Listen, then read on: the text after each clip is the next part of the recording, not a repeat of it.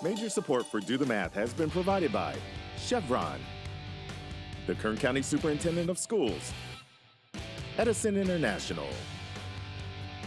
Valley Strong Credit Union, California Resources Corporation, Panama Buena Vista Union School District, Bakersfield City School District, and Kern High School District, with additional production assistance provided by these supporters of education in Kern County and throughout the state of California.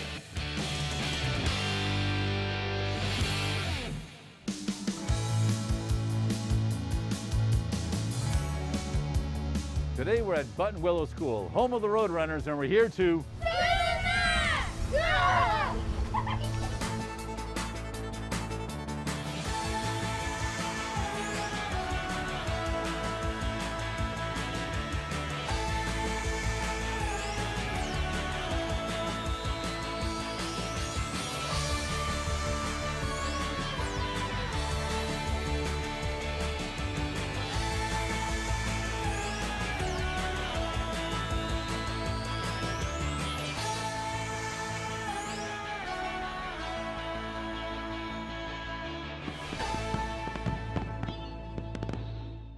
Well, good afternoon and welcome to Do the Math. I'm Michael. And I'm Scott. And in studio with us we have Charlie. And Charlie, if somebody needed to contact us, what would they need to do?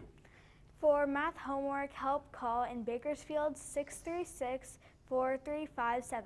Everywhere else, 1-866-636-6284. Email dothemath@kern.org. We're online at dothemath.online.net. And on social media, Facebook, Instagram, Twitter, and YouTube. All right, nicely done. So, Charlie, where do you go to school and what grade are you in? I go to Highgate Elementary and I'm in 5th grade. How is 5th grade? I like it. You like it? Mm-hmm. What's so great about it that you like it? Well, I have like a lot of friends there and like it's not online anymore. Okay, so, well, that is a good thing, right? It's not online anymore. You're actually able to go to school and see your friends at school, right? Yeah. So Highgate is a new school. So where did you go to school before that? Okay, so I went to Discovery Elementary. Okay. And so now you're at Highgate. Yeah. And you're happy at Highgate. It's way better. It's way better. Mm-hmm. All right. Well, is there anything you would add to Highgate to make it even better? Like something you would like to see in place or put there? I would add an extra playground. Add an extra playground. So the acres that you have already are not big enough? Not big enough. No, you need more. Why not, right? Make it bigger and bigger and bigger, right? Well, it's a pretty nice campus, though. I've driven by that. It's a nice campus, and you guys have a little bit of room, right? But you'd like some more? Mm-hmm. All right, well, guess what? When you go to junior high, guess what you're going to have? Ton of room. A bigger playground, all right? And then when you go to high school, guess what you're going to have? A field. All right, you got lots of them, right? You got a bigger, all right? So anyway, so in 5th grade math, we were talking about how you are working right now in dividing fractions. Yes. And you feel pretty comfortable with that. I mean, I like them, like, it's okay. It's not my favorite, but I still do it. Okay, so dividing fractions isn't your favorite. What's your favorite? Adding and subtracting fractions. All right, so you feel really good doing those. Mm-hmm. All right, and multiplying fractions? So-so? It's okay, yeah. And dividing fractions is like you can take it or leave it? Yeah. All right, so maybe we'll do a little bit of that. And you've worked a little bit with decimals, correct? Yes. All right, so we'll do a little bit of work with decimals, and if we get to it, we'll do percents today also. Sound good? Mm-hmm. All right, good. Well, before we get to all of that, let's first take a look at today's Math in the News.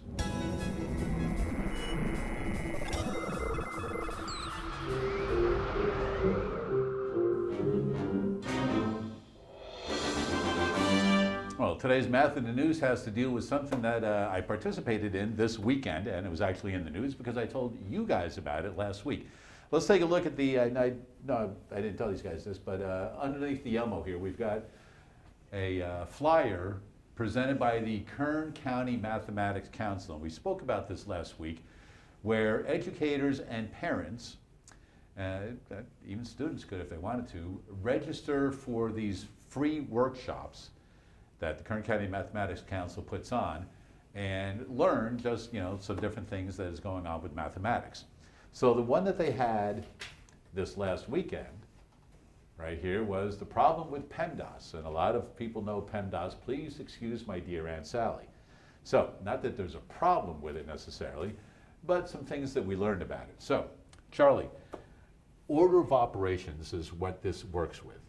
So, have you done anything with order of operations at all yet that you know of? Because you may have and you may not know the terminology at all.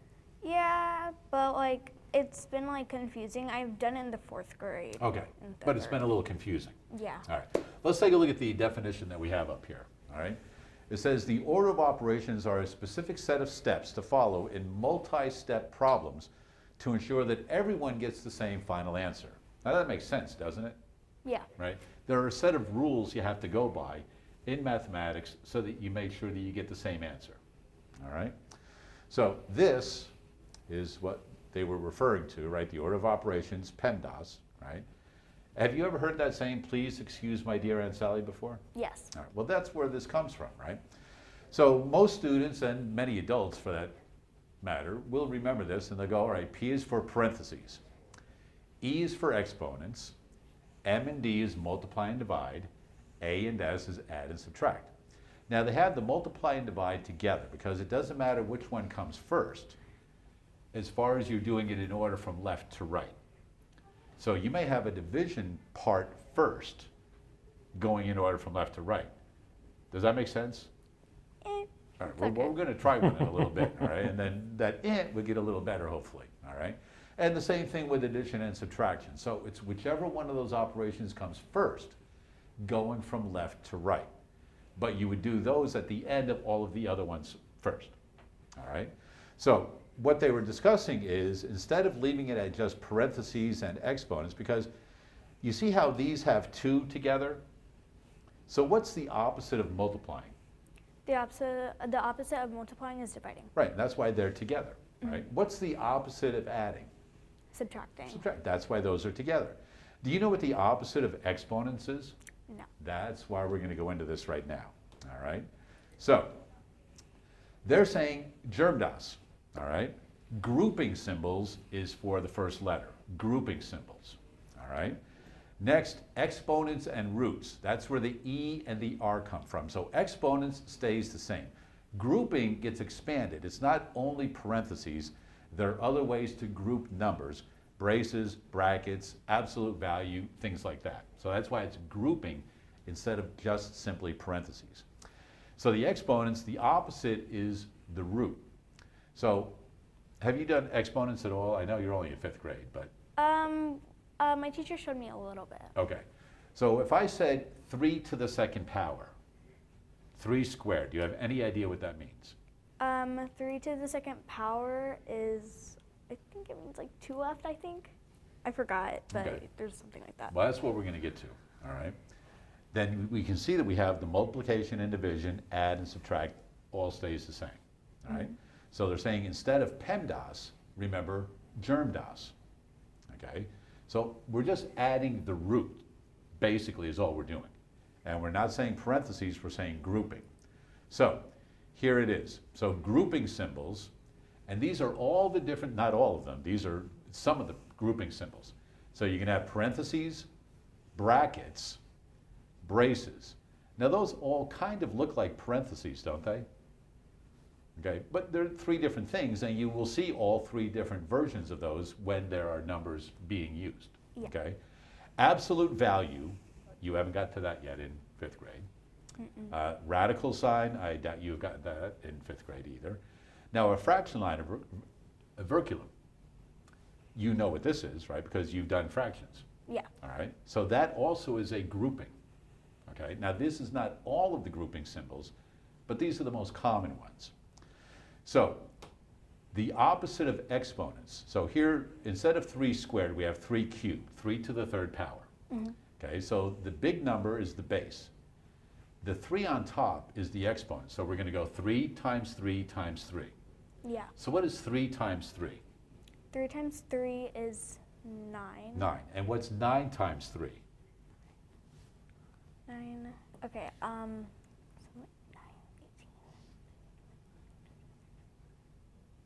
27. 27, Yeah. perfect. And I like the way you did that, right? You took a moment to think and you used your fingers a little bit, right? Because a lot of times people, you know, there's some educators and stuff and they go, don't use your fingers, don't do that. No, we want you to use your fingers, all right? Yeah. Because you're visualizing something at the same time, right?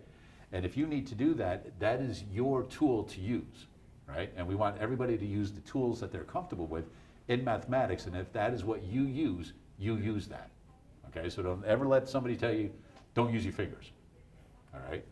So 3 cubed is 27, because we go 3 times 3 times 3. So it's not 3 times 3 is 9, all right? We have to do it 3 times. Yeah. So the opposite of that is the cubed root, all right? So remember this radical sign right here? Okay, so we want the root. So what number multiplied by itself 3 times will make 27? Well, that's what this is up here, right? Yeah. So right here it says they want to find the root of 27, they want the cube root. So that means some number must go in there 3 times when you multiply it by itself 3 separate times. Now think about this, the number 4. What number times the same number will get you 4? 2 times 2. 2 times 2, right? So what's the root of 4? The root of 4 is 2. 2. There you go, right? That's how roots work, okay? So you got a little bit of exposure right there to roots, okay? And that is today's Math in the News, doing germ DOS right there. And, see that? Something brand new on your plate already, all right? Don't forget, we do have phone tutors available most Tuesdays and Wednesdays throughout the regular school year. Phone numbers are at the bottom of the screen periodically throughout the program. Charli is a 5th grade student from Highgate Elementary, and she's in studio with us. And you know what? Since we were just working on germ DOS, let's go ahead and do a problem like that. Are you ready? Yep. Head on over to the board. No time like the present to start. All right, so I've got an actually pretty lengthy one here. So let's see if we can cut this down a little bit. Should we start with one that maybe is a little shorter to give her a little bit of So that's what we're going to do. exposure? So here, let's go. So start all the way over on the left. Let's go 9, Oops, that's a 9. open parentheses, 3 plus 2, close parentheses, Oops, there's a 2. minus Whoa. the square root of 4. Awesome. Let's go with that. I like that a lot. Charlie, we have our work cut out for us here. So the order of operations says we have to do some things before others and Yes. not just go in the order from the beginning to the end, right? So do you remember what the very first thing we're supposed to do is? What does that G stand for in germ DOS? I forgot. It was called grouping, right? Grouping. And one of the things you can do with grouping is parentheses or a radical, and we have both of those up there. So when you have more than one thing, we want to go from left to right. Now here's the way that I like to do order of operations. I really like to number the things that we're going to do. So the very first thing as we go here from left to right, okay, as we go this direction, we're going to look for the first thing that we can see that involves grouping, and that's right here. This is the first thing we're going to do because it involves grouping. It's parentheses here, right? And where's the next grouping that we can see as we go this way? The last one. That's square root, huh? Yeah, so here's the second thing we're going to do. All right, so that's all the grouping we have. The next thing we have is exponents and roots. We already took care of that part. The next thing we have is multiply or divide. Do you see any multiplication or division in this problem? Division. We have some division over here. That's kind of like a root, right? And right over here, we have actually a multiplication because when you have a number next to parentheses, that also means multiply. So the third thing we're going to do in this problem is multiply, okay? And the last thing in the order of operations is either addition or subtraction. Do you see addition or subtraction in this problem? Addition. Okay, you see addition. Now we've already established that we're actually going to do this addition first and not last. And that's where the order of operations is so important. Because if you didn't have the order of operations, this is one of the last things you'd do. But because we have these parentheses, we're actually going to do it first. So we have addition. Do we have any more addition or subtraction? Subtraction. That's it right here. So there's the last thing we're going to do, right? This is number 4. That's the fourth thing we're going to do. And so when I'm teaching this in my classroom, I like to have students number the things they're going to do in order, and then they'll know what to do first. So the first thing we're going to do is going to add 2 things together, right?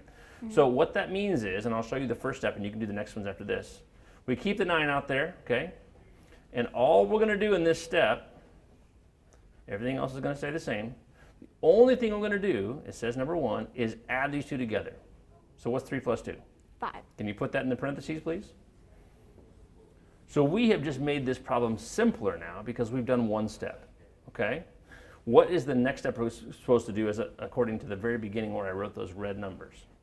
Okay, the next thing we're going to do is divide. Yeah, do that 4 part, right? Okay, so the beginning is going to stay the same, right? We're going to have 9 and 5 in parentheses, which is times, and we'll do that later, minus, and you talked about this a little bit earlier with Mike, right? He's asked you, what is the square root of 4? Or what's the root of 4? What number times itself is 4? 2. That's it. Can you write that one down? Instead of the square root of 4, we're going to write down a 2. Oh, things are getting simpler. Okay, go back up to the top. What are we going to do next? Okay, we're going to do number 3. That's it, the We're gonna third times. thing. And what is that thing? Okay, so we are going to multiply. That's it. Which numbers are you going to multiply together? 9. Yep. Yeah, 9. 9 times what? Times 5. That's it, yeah, Yeah. because we have made 3 and 2 together, so now we just do 9 times 5. So these two are going to go together. What's 9 times 5? 45. That's it. Can you write 45 right underneath that little triangle I wrote there? 45. And remember, nothing else changes because we don't have anything else to do in that one. We just want to do one step per level. And now there's only one step left, right? It's the fourth thing we're going to do. We can see that from up here, but we also know we only have 2 numbers anyway. What is 45 minus 2? 45 minus 2 is 43. That's it, all the way to the bottom. So if we had not used the order of operations, things would look a lot different, but we have to make sure we know what order they're going in, and so that's, I think, where those numbers come into effect. At the beginning of starting order of operations, I'm going to suggest to you and anyone else doing them that even though it takes a little more time, number them first until you get used to it, and then you can go a little faster later on.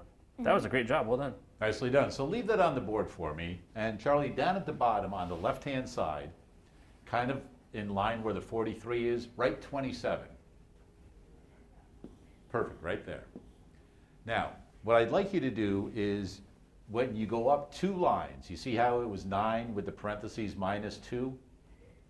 Write that again above the 27, make some space, so go up a little higher. There you go. So write that line again, 9 with the parentheses 5 minus 2.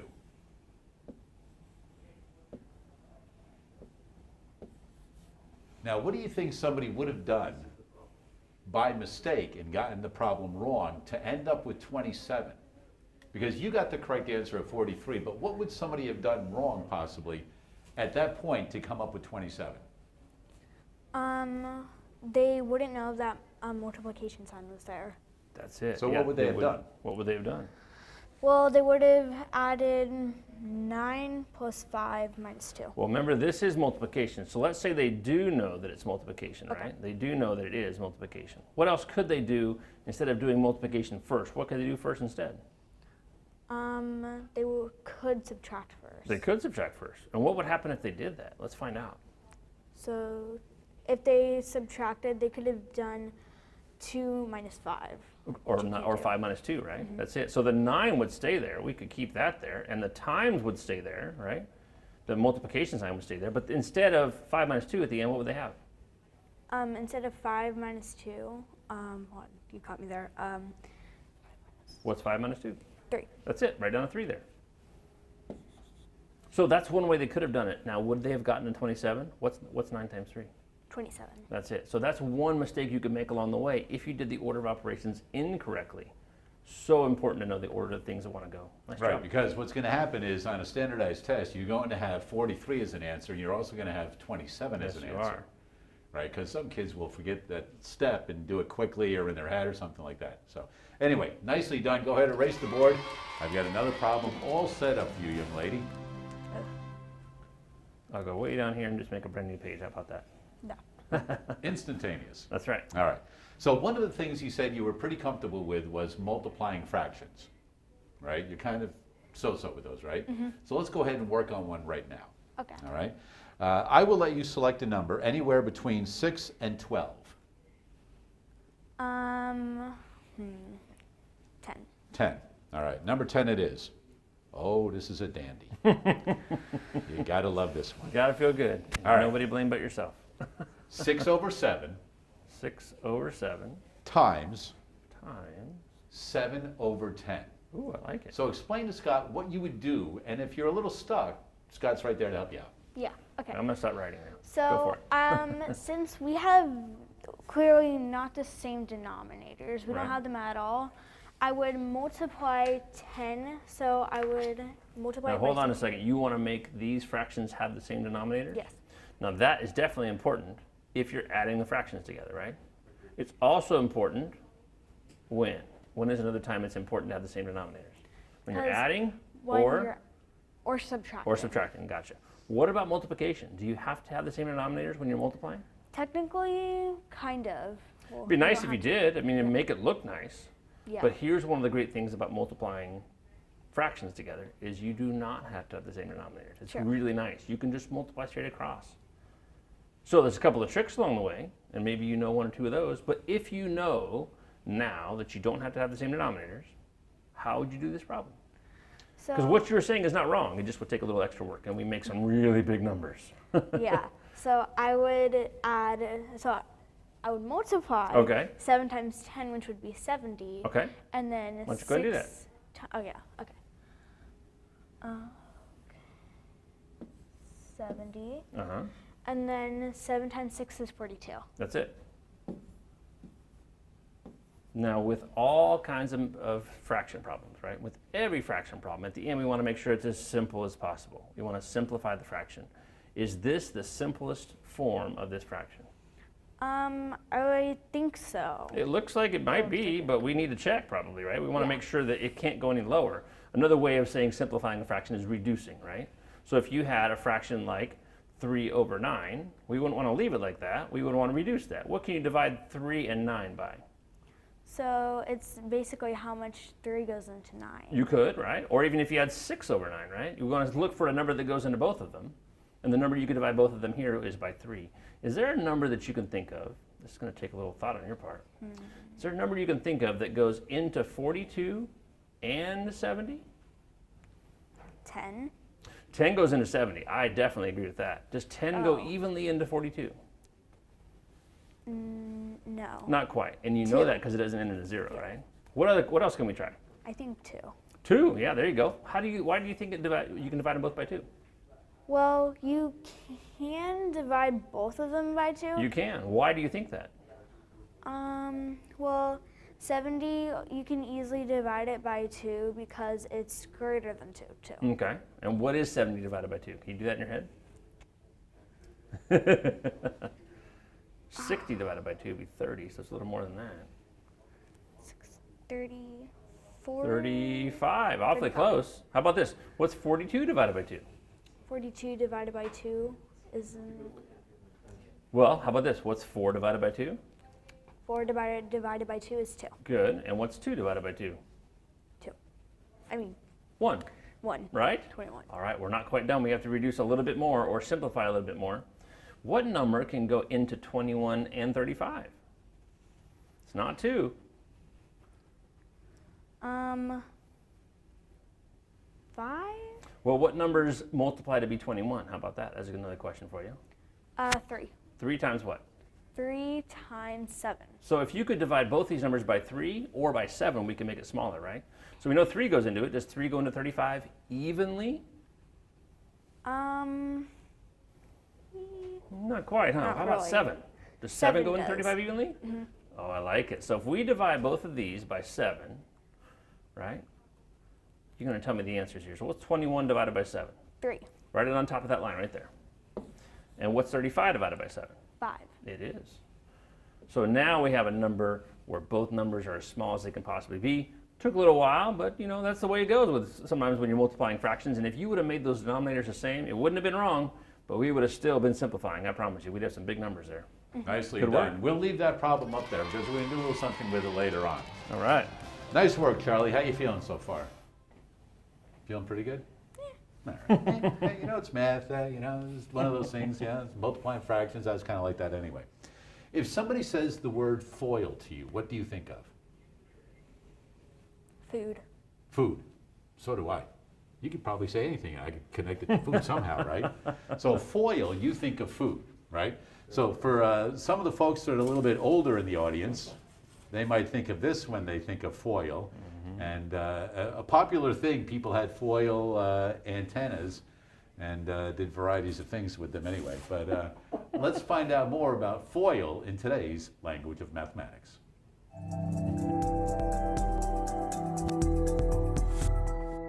Hey everybody, Mickey here, back with Language of Mathematics, and today we have FOIL. You might be wondering, FOIL? What are we using FOIL in math for? Well, if you haven't reached algebra or pre-algebra yet, you may not be familiar with FOIL in mathematics, but if you have, you might have an idea of which one of these two FOILs is more important in mathematics. So we look at the FOIL on the left, and it looks like it has something to do with algebra and two binomials. So the question is, do I want to use the one on the left, or do we like that FOIL on the right? And depending on what you're using it for, sometimes that FOIL on the right can be a lot tastier than the formula on the left. So let's take a look and see. So kitchen foil, the one that we saw on the right. Thin metal used to wrap food or retain heat. I don't think in your mathematics class or here on Do the Math, we will be wrapping anything in foil anytime soon. So let's see how we would use it in a sentence. I don't think I can use the foil from my barbecue to help me in math. Absolutely correct. I don't think it can help us all the time, every day. So let's keep going and see. Mathematics foil, a mnemonic for the standard method of multiplying two binomials. So earlier when we looked at that photo, these two pieces of this problem are called binomials. FOIL is a standard procedure we can use to solve the multiplication of two binomials. So I used the FOIL method to multiply two binomials. You might be wondering, I still don't understand. What does this shiny silver metal have to do with solving math? Well, let's see. So what does mathematical FOIL look like? Well, the nice thing is FOIL actually helps us to solve it by remembering steps in order. So the first letter we have is F, and it stands for first. So I look here and it tells me to multiply the first terms of both binomials together. So I look over here, my first term on the left is 3x, my first term on the right is 2x. I multiply those together, I receive 6x squared. I then look, I have O for outside, meaning I have to multiply the outside of both of these binomials together. So I look at 3x, I go to the other outside part, I have a 3 on the other binomial. So 3x times a positive 3 gives me a positive 9x. So we're halfway done. We have F and O. Now we have I. I stands for inside or inner. We look and notice, okay, we have the inner part of both of these binomials. We have a positive 5 and a positive 2x. We multiply those together, we get positive 10x. All right, we're on to our last letter, L. Of course, it's the last letter. It stands for last. So we look and notice we have last terms in these binomials. We have a positive 5 and a positive 3. We multiply those together, we get positive 15. All right. Now, if you're familiar with algebra or pre-algebra, we know we have to combine like terms. So I notice here, I have an x squared and nothing else has x squared. Therefore, it gets to combine with nothing else and it stays on its own. So we have 6x squared. All right, I'm gonna cross it out now that I've used it. I have 9x and 10x, that gives me 19x, and that's positive. So positive 19x, and I'm running out of room, but we'll make it work. Get rid of my 9x and my 10x. I look and I have a 15. I have no other numbers here, so 15 will get to stay on its own, and we're gonna kind of squeeze it in right down here at the bottom. So we now know if we multiply 3x plus 5 times the binomial 2x plus 3, our actual solution or answer is 6x squared plus 19x plus 15. And again, using FOIL is a procedure in an algorithm to allow us to multiply these two binomials together and to make it work. And for some of you who may be a little older, you may be wondering, I still don't understand what the FOIL is. Well, I can tell you what, it's not FOIL used to make a hat and help you communicate with other people. So even though you might be enjoying some FOIL in your barbecue, we definitely don't need the FOIL here in mathematics. Hopefully you learned the right FOIL we would use in mathematics, the first, outer, inner, last procedure. Well, my name is Mickey. Enjoy the rest of your day, and that was Language and Mathematics on FOIL. It certainly was enjoyable right there, learning all about FOIL. So you learn a little something about FOIL, right? Other than food, right? Mm-hmm. Anyway, everybody did love it when Mick came in and recorded that with the FOIL hat, and you can always learn a lot more from the Language of Mathematics. Yeah, there you go. Charlie, are you ready to get back to work? Yep. All right. So let's go back to the problem we were working on before. and you ended up with 3 over 5. Yes. So what I'd like Scott to do with you now is go over how you can simplify before you multiply. All right?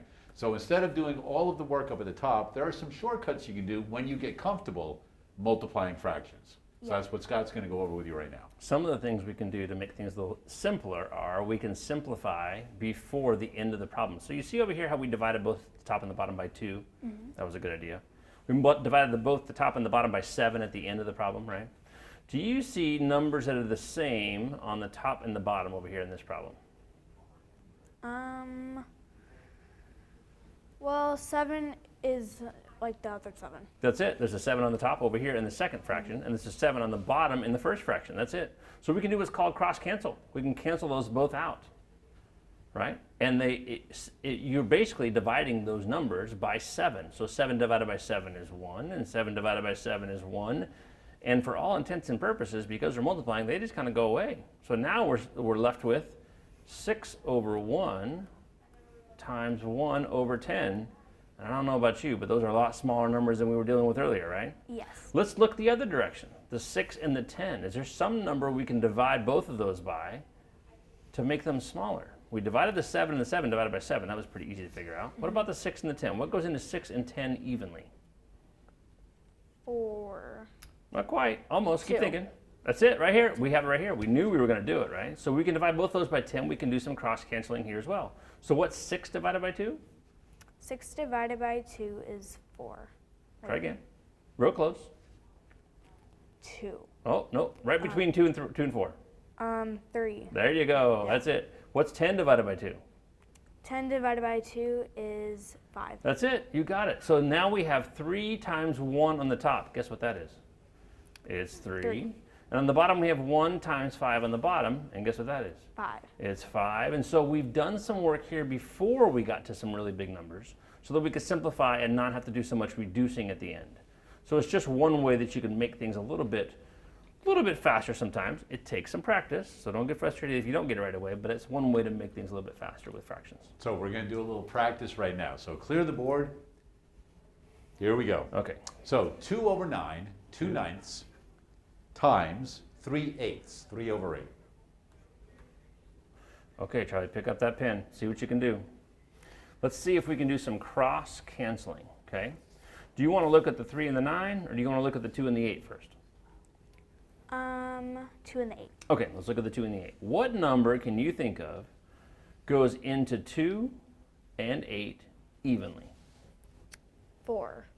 4 goes into 8 for sure. But 4 doesn't go into 2 because it's just too doggone big, right? 2 goes into 2. Let's do that. So, Let's divide them both by 2. So do me a favor here. Cross off this 2. Do you want me to Just use cross the out. Go ahead and use that pen right there. There you go. And what's 2 divided by 2?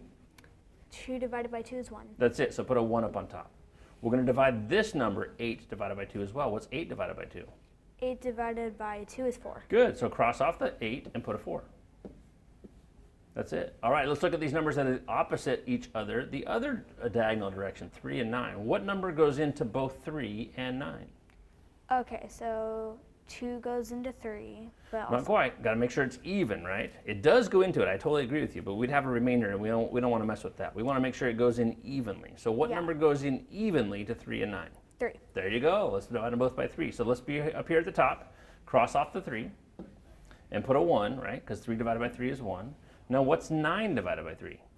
9 divided by 3 is 6. Nope, try again. 4. Wait. What number times 3 is 9? 3 times 3. That's it. So cross off the 9 and put a 3. Now, the problem we have is now, I'm going to rewrite it even though you can probably see it. What we have left is 1 over 3 times 1 over 4. And when you're doing this problem, you don't have to rewrite it, but I just wanted to show you what we ended up with. Again, our numbers are so much smaller, and it's going to be a lot more simple for you to simplify this problem and get an answer than it was with the big numbers before, right? Can you finish that problem up for me real quick? Where'd you get the 12? 3 times 4 is Good. 12. That's on the bottom. Good job. And 1 times 1 is 1. That's it. So 1/12 is our final answer, but we came up with that one and not having to reduce at the end because we did some cross canceling. I like the work you did there. There you go, nicely done. So simplifying makes everything a little easier, especially when you start dealing with some larger numbers later on. If you can simplify first, your life's going to be a whole lot easier. 636-4357 is the phone number. We do have phone tutors available most Tuesdays and Wednesdays throughout the regular school year. Charlie, for doing some great work so far this afternoon. You've got yourself a meal, courtesy of our friends at Chick-fil-A. So congratulations. Have you ever been to Chick-fil-A? No. No. Oh my goodness, this is going to be a special treat for you. When you go, if you think of this, ask for Troy. Okay? Troy. Troy is the guy, he runs Chick-fil-A. And he loves do the math, which is why he gives you guys meals when you come in here, right? So when you go, if you think about it, go, hey, is Troy here, right? Maybe you'll be able to meet Troy and tell him about your time on Do the Math. Okay. He'd be happy to hear all about it. Is there a certain Chick-fil-A? There's only one in town. Oh, okay. Now you can't miss it. All right, nicely done. And we had an opportunity a while ago to visit some of the students out at Buttonwillow School. Let's take a look at that right now.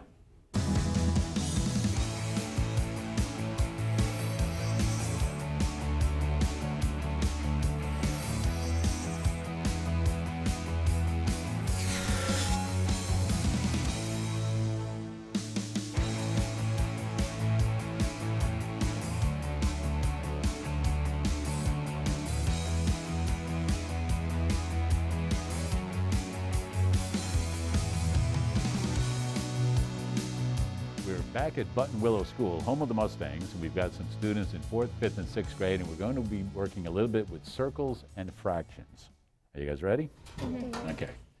If I have this is just one whole, right? There's no fractional part. This is just one whole. If I have this, what part is this? 1/2. 1/2. It's 1/2, right?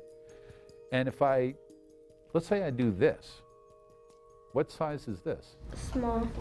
It's smaller, but isn't this also a half, or would it be? Right, because if I can take 2 of these, even though they're smaller, And you can connect them. it's still 1/2, isn't it? Mm-hmm. Even though they're different sizes, they both represent 1/2, okay? Now let's say I take this, 1/4. 1/4. So the 3 sizes we have here are 1/4, 1/2, and 1 whole, okay? We're all comfortable with this? Yes. Yes. Okay. And we have a variety of colors here. Okay? Here's what I'd like you to do.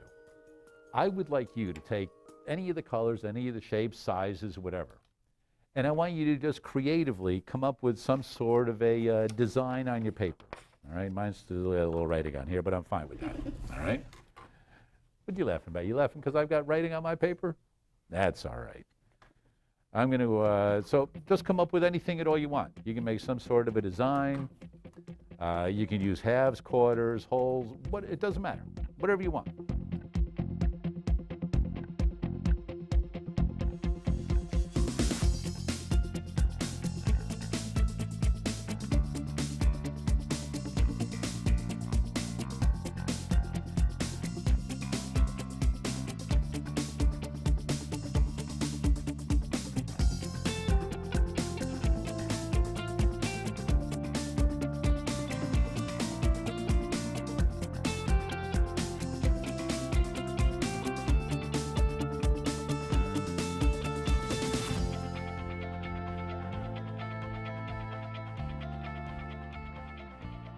All right, here's what I want you to do now. I want you to pause where you're at. Whatever you've got on your paper stays on your paper, okay?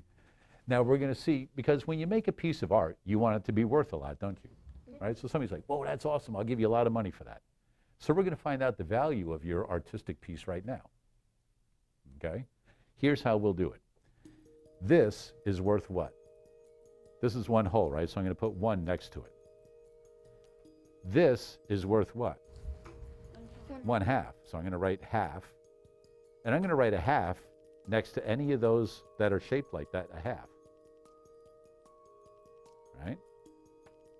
And here I have this smaller one is worth what? 1/4. 1/4. Okay? So I have a 1, I have a lot of halves, and I have a 1/4. Right? So just next to each one of your shapes, write down what it's worth. Right? So 1/4 is just the 1/4, 1/2 if it's a half. Right? Yep, so your green ones would be a half, and a half. There you go, and that brown one, you have that labeled as a 1? Maybe you already didn't, I didn't see it. Oh, there you go, okay? So if I was gonna add up mine, I would take the 1, and if I wanted to make another 1, how could I do it? Together? I could put these two together, right? Okay, so I could put those two together, right? So right now I have a 1, and I have another 1. And if I put these two together, these two halves, what's that worth? A whole. That's another whole 1, isn't it? So there's 3. And then I have a half. So I have 3, and I have a half, and I have a 4th. Right? So if I have 3 and then I have a half, what is that worth? 3.5. 3.5. Right? So I have 3.5 plus a 4th. And that's how I want you guys to start doing it. Start putting things together, and we're going to find out the value of your artistic piece. Make sense? Yeah. All right, so go ahead and start doing that. And that is just another activity with the students from Buttonwillow School.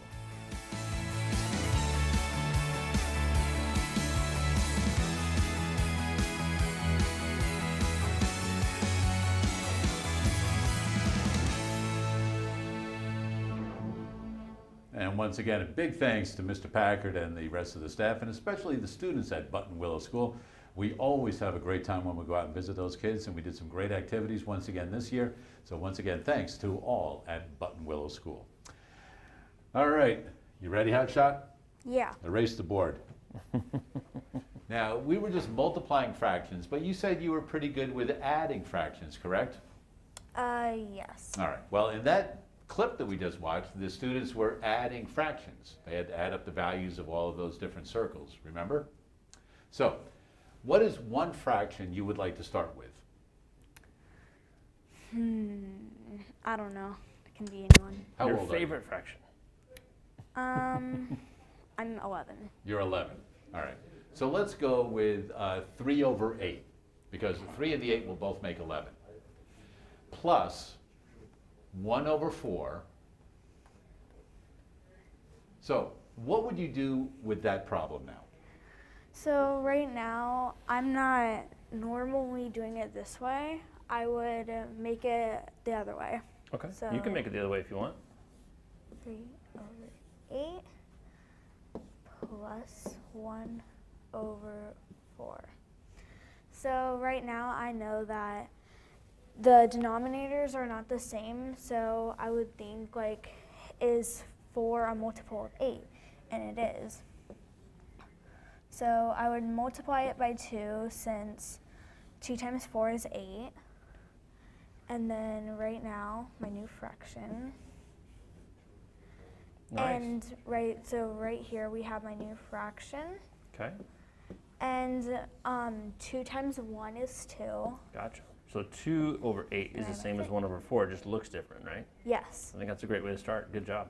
And then 5. 5 over 8. So as long as the denominators are the same, you can add the numerators together, right? Yes. Is that true? Mm-hmm. Okay, so just like the multiplication problem, we want to make sure this is as simple as possible, that this fraction is simplified. Can you reduce this fraction at all? Can it be simplified? I can try to make it into 3 8s. It'd be nice if we could make it smaller, but remember it has to have some number that divides evenly into 5 and 8. 2. 2 goes into 5? No. Not evenly. It goes into 8 though, I agree with that. What numbers go into 5 evenly? 3. Not quite, keep thinking. 4. No, got to be even, right? Got to go in there evenly with no remainders. So only 1 and 5 are the only numbers that work, right? Sure. So if you divide by 1, that doesn't help us out at all. But if you divide by 5, it would make it smaller. So 5 divided by 5 would be 1. But don't do it yet because we've got to make sure 5 goes into 8. Does 5 go into 8 evenly? That's the most important part. Does it go in evenly with no remainder? And you're going to say, no, that's right. I can I tell was you're going to like- say no. So we actually have, this is completely simplified. We just always want to check before you have a final answer. That was good work. There you go. Nicely done. So I just wanted to make sure you were still good and comfortable with the addition of fractions. All right? So one of the things you said you're working on in 5th grade is decimals. Yes. So let's do a decimal problem right now. We'll help you out if you need a little bit of assistance. Okay. All right, so here we go. Let's go 14.9 9, there you go. plus 9.81. All right, Charlie, what do you want to do with this one? I wrote it out sideways, just like you like it. Okay, so for this one, so sometimes for my decimals, I add, so for, there's like for fractions, if it does not have the same denominator, I do it sideways. Okay. But now I can do it this way. Plus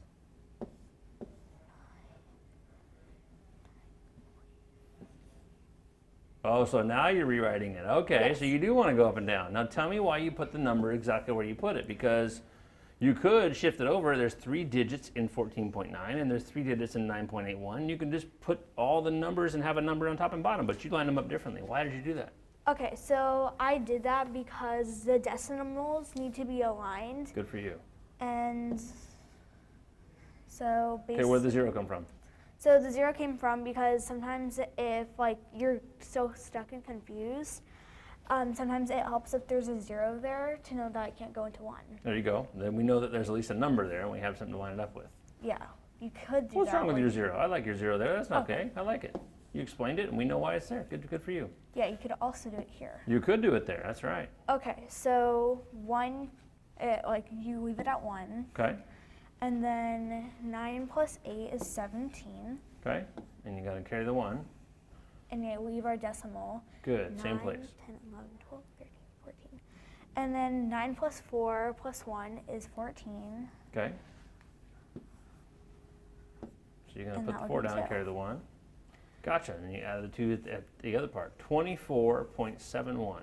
Is there a way that you know you could check this answer to make sure it's right? I could subtract it. There you go. You could subtract. Well, let's do that. What would you subtract and how? And show us how you do that real quick, because we'd like to know you feel good about the answer, but we're not always 100% sure, right? What would you subtract if you were going to check it? Okay, so I would subtract it by. Okay, I forgot. Let's start with the answer. 24.71. That's a good place to start. And what would you subtract? So I think, so in my opinion, I would subtract 14.90. And what should the answer be? Okay, so Without doing it, what is your guess? What should the answer be? We are going to do it, but I'm wondering what should the answer be at the end of this problem? Don't guess. I'll give you some hints. You like my 1. hints? What should it be? 1.8. No. What is this number right 81. here? 9.81, right? The whole thing. 9.81. This number right here should be the answer because it's the other number you used. Yes. Let's see if that's the case. Go ahead and subtract these decimals. Okay. So 1 minus 0, 1. Good for you. Okay, and then you cannot do 7 minus 9. Yeah, true. So You're going to do a little bit of borrowing. 17. Okay. So 17 minus 9 is 8. Good for you. So far, so good. That's good. Look over here at this answer we're supposed to get. It's 8-1. Oh, we're doing well. And you're going to put a dot. Okay. Now, when you borrowed from this 4, what would you really be left with? You borrowed 1, I agree. But what would you be left with when you borrowed from the 4? Okay, so when you borrow from the 4, you would be left with, Just 1 less. yeah, just like 1 less. So 3. what would that be? 3, there you go. Not the 1. We want to put a 3 there, right? Gotcha. Okay, let's keep on going. Can you do 3 minus 4? 3 minus 4? No, No. you can't do You that. got to do some more borrowing, huh? 13. 13, 12, 9. 9. And our prediction is right. Look at that. 9.81 is the same as that number right there. And that's how you can do, that's one way to check to make sure that your final answer on the first problem is correct. Yeah. Well done. All right, so young lady, would you like to do another addition with decimals, or would you like to move it up to multiplying with decimals?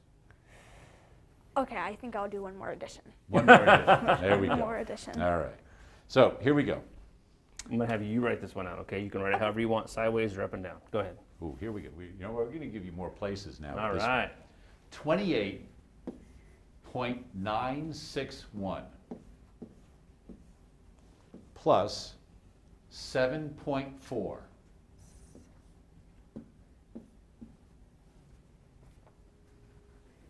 That's it. That's it.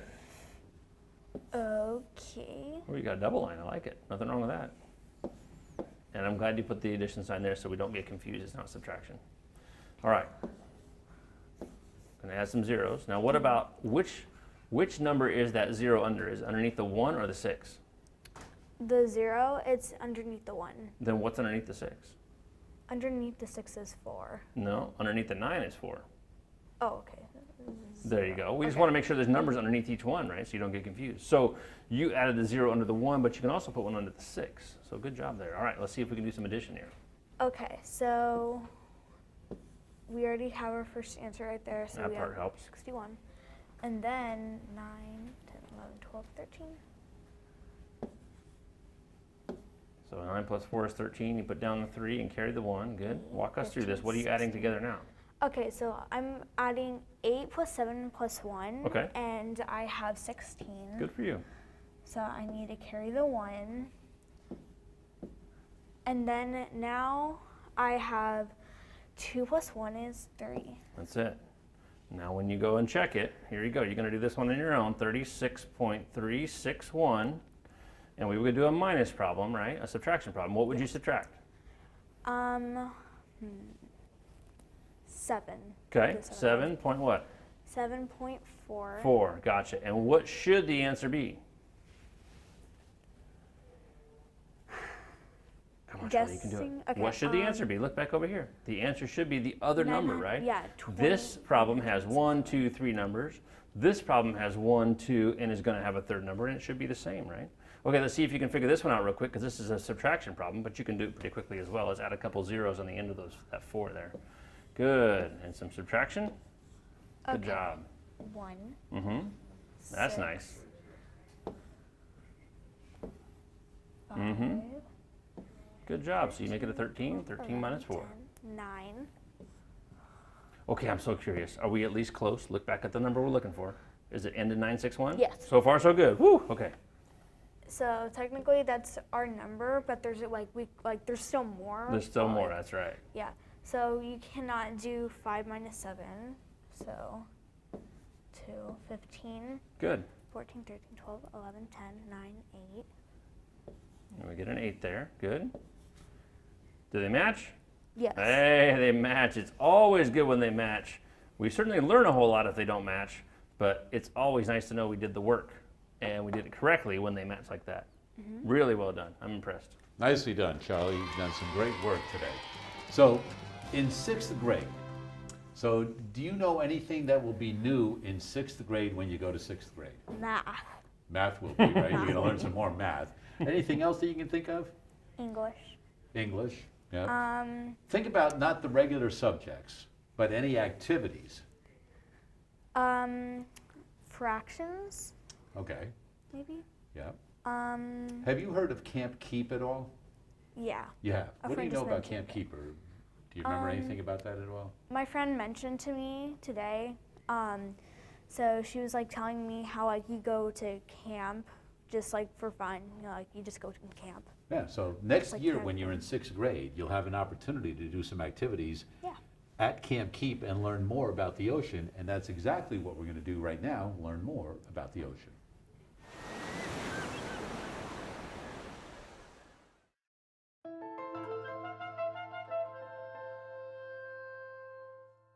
In the waters off San Francisco Bay, in the Gulf of the Farallones National Marine Sanctuary, lie hundreds of mysteries. In the waters near the entrance to the Golden Gate, there are an estimated 300 shipwrecks just waiting to be discovered. These shipwrecks span a broad time range, from the late 1500s to modern times, and can serve as important archaeological sites. Unlike carefully constructed sites such as graves or temples, shipwrecks are accidental and therefore show the past as it really was and link the past to the present. A 2-year project is now underway to better understand some of these 300 wrecks. Scientists are using remotely operated vehicles, cameras, and sensing equipment to locate identify, and document them. The project's first mission has already been a success, with the discovery of several shipwrecks. The first, the SS Selja, a steamer that sank in a collision in 1910. The second, identified through a multi-beam sonar scan, the 1863 clipper ship Noonday, obscured by mud and silt on the ocean floor. In addition to these new discoveries, researchers also completed the first sonar scans of two other wrecks, the tankers Frank H. Buck and Lyman Stewart, the engines of which are visible at low tide in the waters of Golden Gate National Recreation Area. This project is scheduled to continue through 2016. There's a vast array of knowledge and information that can be gathered and studied, from a shipwreck's possible connection to important historical events, to lessons on how currents, weather, technology, and human error can damage the marine environment, to new biological habitats that can form on the wrecks. Through the study, protection, and promotion of this diverse maritime legacy, we can learn more about our shared past.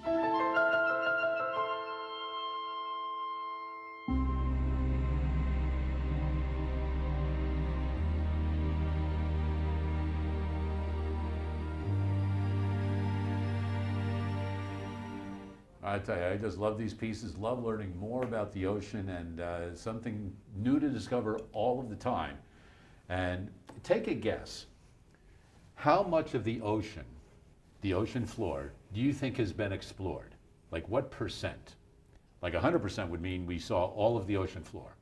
And we haven't even seen that much yet. 70%. How much? 70%? 70%, that's a good guess, right? It's less than that. 30? 30? Less than that. 5%. Higher than that. So it's between 5 and 30. 20%? Ooh, that's it. It's actually 19, but we'll keep on going, all right? So 20%. So only a fifth of the ocean floor has actually been explored. So there's a lot of work to do to learn more about the ocean right here on this planet. So I got one more thing I'd like you to do. So head on over to the board with Scott. And what I'd like you to do is just look at that number 7.4, one of the numbers that we had in the original problem, 7.4. All right? So what I'd like you to do is, I don't know if you've done this in class or not, but Scott's going to introduce you to another way to say it instead of saying 7.4. So we're going to learn a little bit more about place value after the decimal point, and I will give you guys 40 seconds just to quickly cover that. What do you think, Charlie? Can we do it? 7.4. Do you know what that place value is right after the decimal? Tenths. Tenths, right? With a THS, and it's a good thing we have masks on because otherwise we might be spitting on each other, right? It's kind of hard to say sometimes. Tenths. 7.4 is also known as 7 and 4 tenths. There you 4 go. tenths. Well, that's quicker than I Good thought. job, well Nicely done. done there, young lady. So I've got 2 questions for you. Did you learn a little something today? Yes. Good. Did you have fun while you were learning today? Yes. There you go. That's the one I wanted right there. Hey, we do have phone tutors available until 5:30 most Tuesdays and Wednesdays throughout the regular school year. And until we meet again, continue to do the math.